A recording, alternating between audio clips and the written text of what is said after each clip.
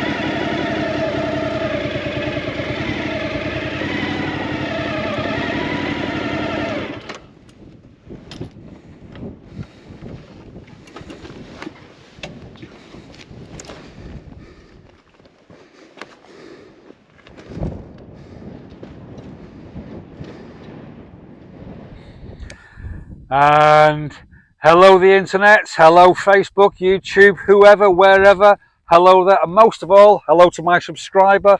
You're looking very well. Anyway, what a traumatic 24 hours that was. Left Laayoune yesterday and a terrible side wind, and having to lead the bike all the way. And it was all right at first, but it really got monotonous. After about an hour and a half, I had completely had enough. That and just the featureless landscape, I just had enough. So I pulled off, found a little bit of a depression about a kilometre off the main road. And great, got the tent up, had something to eat, just had a massive mug of tea. About 7 o'clock, the sun was starting to go down. I was feeling so good with the world, so good with myself. Then all of a sudden, an army patrol arrived out of nowhere. A big 4x4, what's called a technical, which is like a flatbed 4x4, and you can put a big machine gun on the back. Anyway, looked at my passport. Anyway, they told me, on your bike, Jack. So that's what I did. I packed it all away, about 15 minutes. All these soldiers stood around with machine guns, and I got the hell out and got going.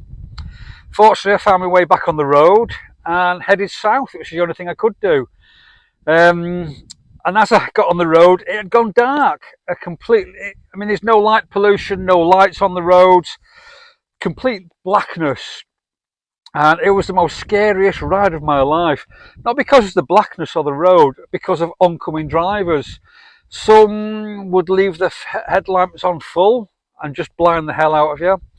Some would have one headlight full, one headlight dipped. Some would keep the headlights on full till about 200 metres ahead of you, then they'd turn them on dipped. Oh, utter nightmare. On top of that, there was fog as well.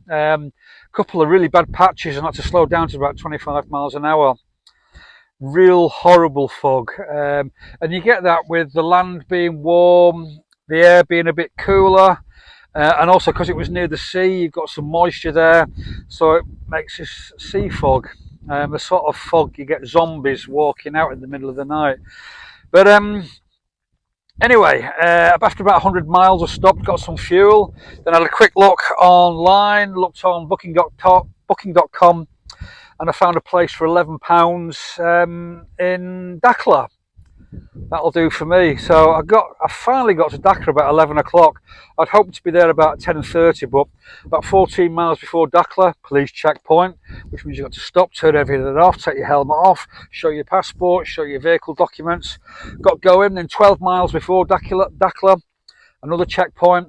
Got going again, and then just as I got into Dakhla itself, another checkpoint. And just as I got into Dakhla, he did a check on me, and he was really frosty, but anyway, it's what it is. Found the hotel, no problem at all. Got there, I says, where can I leave my bike? He says, just outside the front door. So I left outside the front door, like a pavement. Got my tote bag, got my tank bag, just left the bike, went upstairs. Anyway, it took me to the top floor, 5th floor. And I thought, this is a bit peculiar. And we got to the 5th floor, got to the roof of the building, and it's like a big shed. Like a big temporary thing made out of tubular steel, a big tent really. They opened the door and there was 4 beds inside, and there was 3 sleeping bodies, and all the ceiling and all the walls had carpets attached to them, and it was a bivouac, a Moroccan bivouac, even though it was on top of a hotel.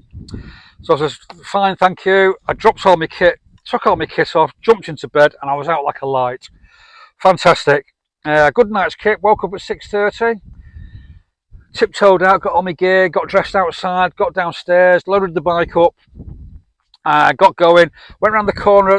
The curb was about a good 12 inches or more, and there was no way I could get, so I thought I'll follow the path round the building. So I followed it round, and then there was like a bit of dirt, wasteland, before it got met concrete again. So I went over the dirt, and that was it. My back wheel buried itself. So I tried to give it some revs, and it just buried itself. So in the end, I had to take everything off, all the baggage, the box, everything. I had to tip the bike over, and the big hole that it made, I had to put some rocks in there, filled it all in with rocks. I was looking around for rocks, got a load, because it's like a construction site around there anyway. Once I filled it with rocks, I got the bike up again, started her up, and I walked her just over the rocks, got her over this curb, and then I mounted everything back on again, and we finally got going. That took about half an hour. And on the way out, I filled up with fuel and then just got on the road and kept heading south. Yeah, I stopped for some breakfast on the way, got some muesli, had some milk, stopped for about an hour to wake up more than anything, and I got the kettle on, made a cup of tea as well, which was good. And then I got going, and I could have crossed the border over to Mauritania this afternoon, but reading the travel blogs and things like that, apparently it's a bit chaotic in the afternoons, with the fixers and the guards and everything like that. I just want to avoid that. So what I'm going to do, I've stopped about 65 miles before the border.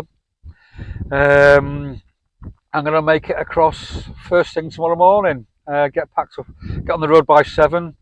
Meander down there, get some fuel as well before I cross the border. Because fuel in this part of Morocco, it's subsidised, and it's about £1 a litre, which is great. So in fact, it's a bit less than £1 a litre, about 90p a litre. Anyway, tomorrow, hopefully, fingers crossed, I'll get into Mauritania. Now this afternoon, I was looking on iOverlander, and somewhere over there it said there was somewhere where people can camp. So I had a look round, and all that seems to be there is a construction site. So as I was coming away from the town's about 3 miles behind me, I noticed a big sort of wasteland and lots of areas of rocks. So I had a ride round, and it's really quite firm. And I found this lovely place. There's a lot of rocks here, and it's hidden me from the road.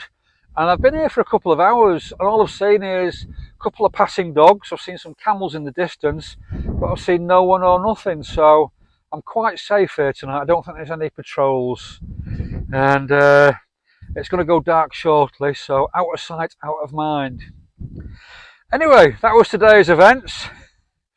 A little bit of a challenge this morning, a little bit of a challenge last night, strangely enough. I mean, it's Morocco, it's their country. They do things their way. It's not up to me to question what they say or do. And I camped where I camped, and that was it. And if they say it's the wrong place to camp, then that's fine. I've got to live with that. You know, fine. So I've got to move on. And it's their prerogative, it's their country. So they make the rules, and I can't question those rules. No problem at all.